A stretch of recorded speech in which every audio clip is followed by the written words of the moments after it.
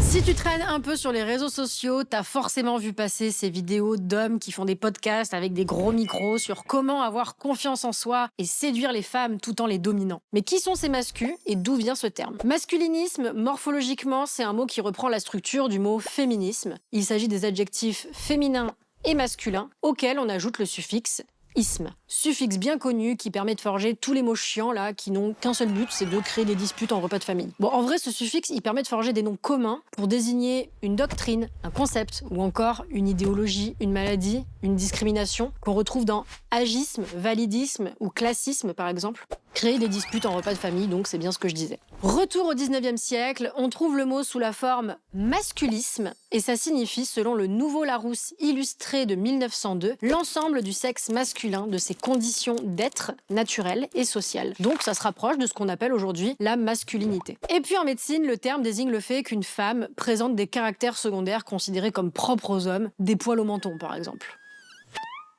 Et dans les années 30, le mot est remplacé par masculinisme.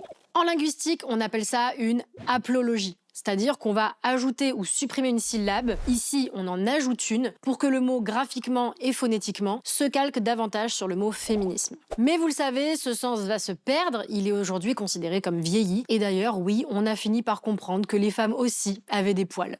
Incroyable. En revanche, à la même époque, donc déjà dans les années 30, le mot prend de nouveaux sens. Il est une façon péjorative de désigner le féminisme, autrement dit, le masculinisme, c'est des bonnes femmes qui veulent imiter les hommes, et il désigne également un mouvement d'hommes qui s'oppose au féminisme, donc là déjà on est proche du sens actuel en fait. Et Virginia Woolf l'utilise déjà en ce sens d'ailleurs dans les années 20 pour désigner le poète Milton.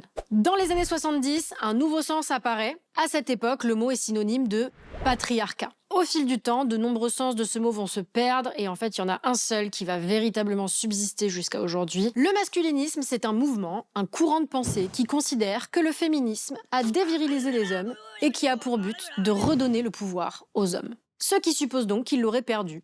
Ah bon? En bref, c'est une attitude de rejet, voire d'hostilité au féminisme actuel qui, selon eux, viserait à soumettre les hommes et à promouvoir la supériorité des femmes. Il y a aujourd'hui plusieurs courants masculinistes, du plus soft au plus dangereux, avec au sommet de la pyramide de la dangerosité, les incels, ces hommes qui seraient victimes d'un célibat involontaire. Oui, c'est un mot valise. Plongés dans une misère sexuelle parce que, ouin les méchantes femmes, ouin elles veulent pas de moi, ouin parce que je suis trop gentil.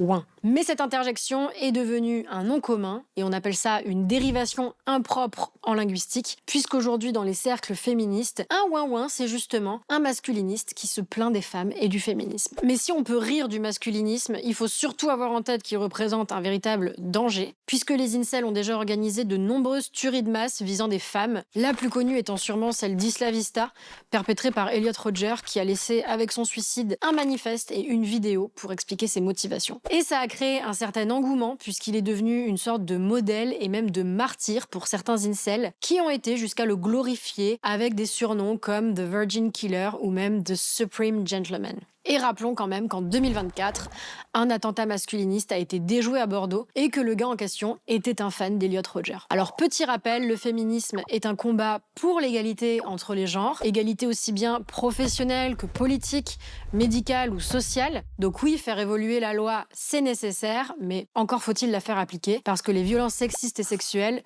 c'est un point sur lequel les inégalités femmes-hommes sont aujourd'hui encore énormes, n'en déplaise aux masculinistes.